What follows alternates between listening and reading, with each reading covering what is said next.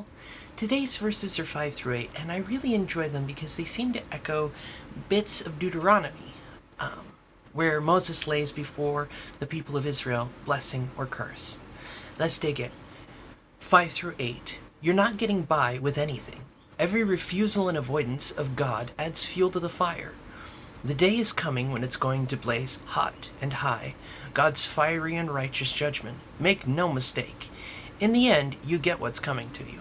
Real life for those who work on God's side, but to those who insist on getting their own way and take the path of least resistance, fire.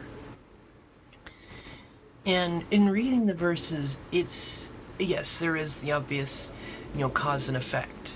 What you are doing has results. It has an effect. It has consequences. If one chooses to do their own path, their own way, their own form of doing things, ways that are generally human-centric or self-focused rather than other-focused, it plays out. God sets before us blessing and curse when we trust and do what he says or when we don't. The children of Israel, when Moses sent them in, you can have blessing or curse. Deuteronomy 11:26-28. I brought you today to the crossroads of blessing and curse. The blessing, if you listen obediently to the commandments of God, Yahweh, your God, which I command you today. The curse, if you don't pay attention to the commandments of Yahweh, your God, but leave the road I command you today, following other gods of which you know nothing. And it's essentially what we do. It becomes a form of worship. It becomes a form of devotion. Because our lives become devoted to X, Y, or Z. They become purely focused on the self. Path to hell is paved with good intentions. I'm not talking about wanting to do the right thing. I'm talking the spirit in which it is done. Kind of the difference between the letter of the law and the spirit of the law. How we do is just as important as what we do.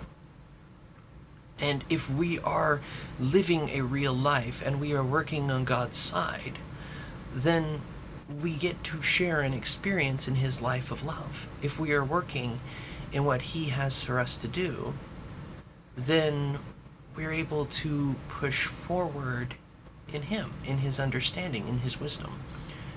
James, I think it's 1:5, that he gives wisdom unabashed and without reservation to those who ask for it. Jesus himself says, ask anything you ask for in my name, and in accordance with the Lord's will, I will surely do. He will surely do. Jesus is Lord. And it strikes me as, yes, there are the whole fiery judgment, damnation, all that stuff, yes.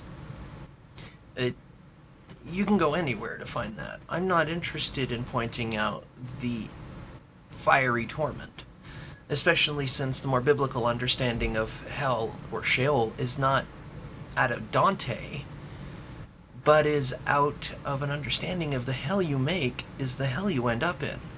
So if you hate everyone and everything around you, then the hell you exist in is nothing but pure hate. That's the scarier thing, in my opinion. It's not the fire and 12 circles and all that Dante crap. Which, don't get me wrong, it's really awesome that a lot of the world knows one of the great literary works, the Divine Comedy, even without knowing it. But it strikes me that it's not about 12 circles. It's about how we live our lives and the relationships we have. If we live a relationship with God that spreads real life and real love and real joy and real hope and real peace, because he is the Prince of Peace, then we are living godly lives. If we are doing a life that puts self first, and I'm not talking don't do self-care. Self-care is important.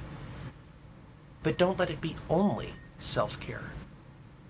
Don't let it only be the self, because we rise by lifting each other. We require each other. We are social creatures by intent. So we do need each other, absolutely. And we do need to care for ourselves, absolutely. We need to care for others too, because it really is that side there. in the end, we get what's coming to us. In the end, God will say, your will be done to those who want to ignore him, because they're going to do their will anyway. And to those who trust in him and do his will, well done, my good and faithful servant. Tomorrow is 9 through 11, and don't worry, the verses do get a bit happier, especially tomorrow's. I'll see you guys then. Bye.